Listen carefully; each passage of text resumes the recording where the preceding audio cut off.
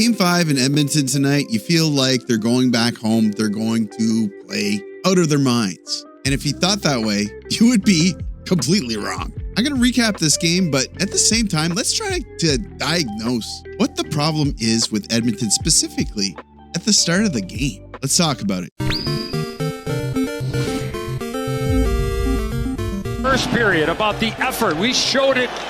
This one was annoying to watch, I guess. After the past few games, you kind of felt like, okay, the Oilers have to get a grip. They've wiped the slate clean. Time to lock it down, play their game, and get this win at home. Before we get into it, please, if you haven't already subscribe to the channel. We're working at 15,000 subscribers. It would be really neat to hit that 15,000 subscriber benchmark before the end of the summer. I can't wait for next season. In fact, Oilers, why don't you just let Florida win the next game so we can stop talking about these finals? I take that back. I think that the Oilers are going to play better. They're going to drag Florida back in Game 7 with home advantage. They'll find a way to win it. But I'm getting ahead of myself here. Like the video, it helps me out with search results and all that good stuff. And comment down in the comment section. Tell me what your favorite Brad Marchand moment is. She's pasta after. How do you look?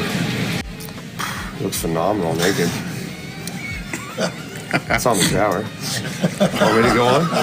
No, please don't go. Okay. So this game gets going. They drop the puck on this one, and it's just like last game. It feels like the Oilers are trying to make a statement at the early seconds or the early minutes of the game. Connor Brown is trying to get Edmonton on the board early here, but is denied. And then McDavid has an incredible opportunity, but the puck skips over his blade. After those two opportunities, you start to see Oilers reverting back to their Neanderthal defensive play. And just when you thought that maybe this new face-off at center ice is going to change things around, well, just watch what happens. At the 56-second mark, Team 4, 11:40, and here's Marchand looking for the first goal.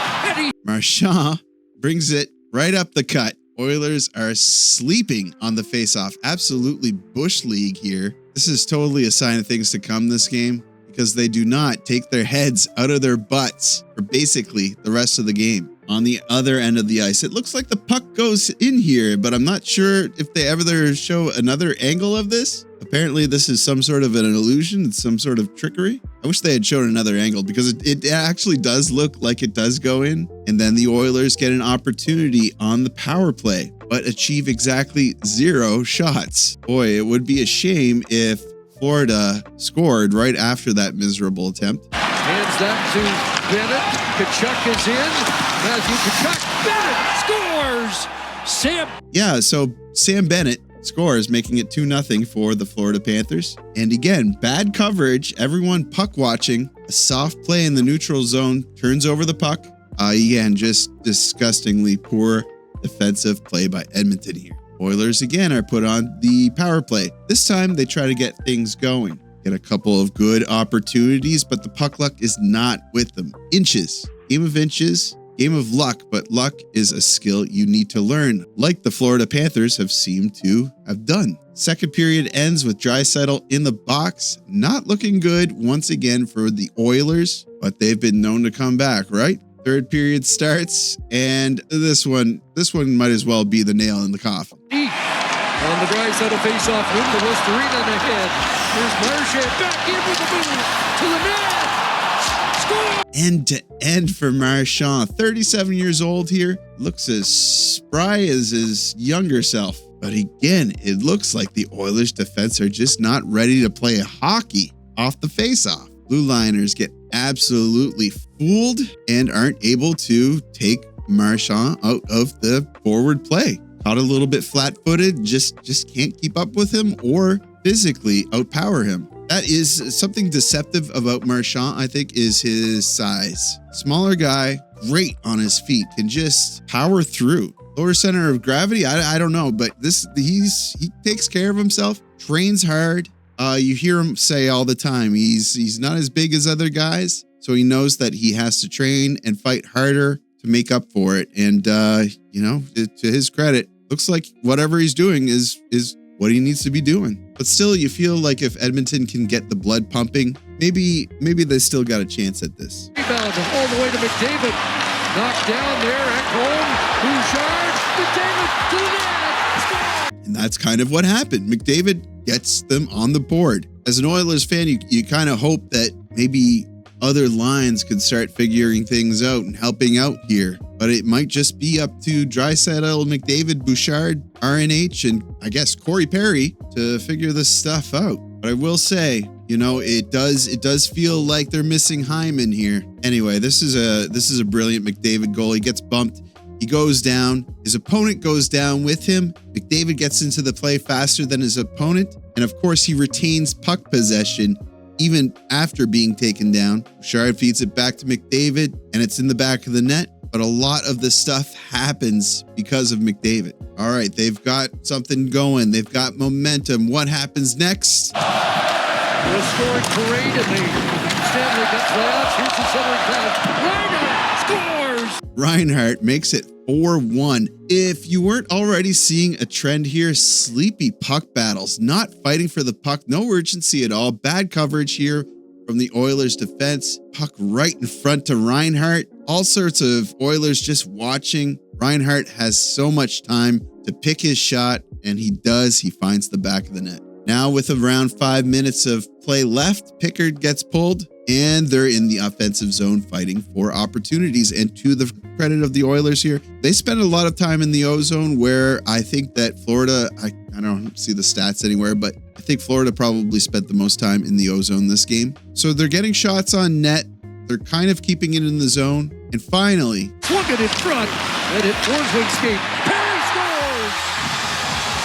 scores! Corey Perry makes it 4-2. Still over 3 minutes. And if you're watching this, you feel this weird feeling that somehow the Oilers might be able to make a comeback and bring it to overtime, just because of how weird and screwed up this series has been. We see Perry once again trying to connect with McDavid in front, but that's not happening. Couple little opportunities here and there, but I think with just a little bit over a minute left, this happens. He threw his body across to knock that down and into the end. And that open net goal caps the game. 5-2 for the Florida Panthers. Series is 3-2. They're going back to Florida. If Florida wins the next game, it's all over, guys. But with their backs up to the wall, knowing that if they lose the next game, I don't see the Edmonton Oilers losing this one. So I think I must have gotten it out of order. Last video, I said that I thought the Oilers would win this game, the Florida Panthers would win the next, and then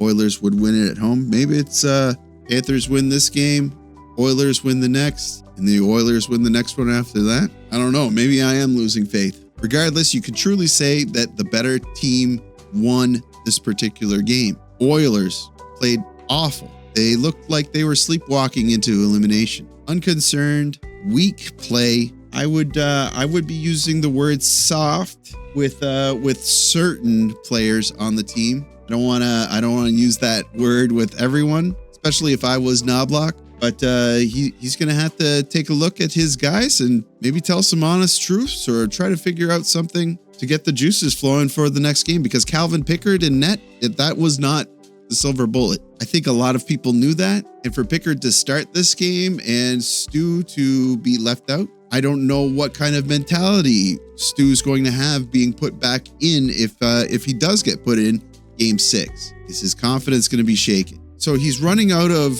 Knobloch is running out of tricks that he can pull out of his hat. So it's getting sketchy. It's getting really sketchy. Anyway, that's going to do it for me. Again, it's always so late when I'm doing these videos. Tomorrow's Father's Day. I can't wait to spend some time with my kids. Hopefully have a really relaxing day. Just chill out. What's the weather like tomorrow anyway? Is it going to be nice for once? It's going to be overcast, but it's going to be like 22 degrees. That's not too bad.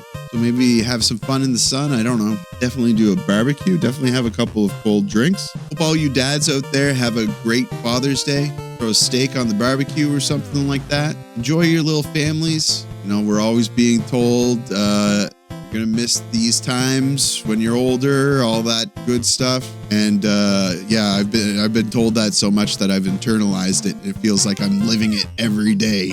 So cherish these moments. All right, you guys know what to do. Like the video, it helps me out with search results or something like that. Subscribe if you're not already subscribed. I would love to have you as part of the community. And as always, I will see you down in the comments.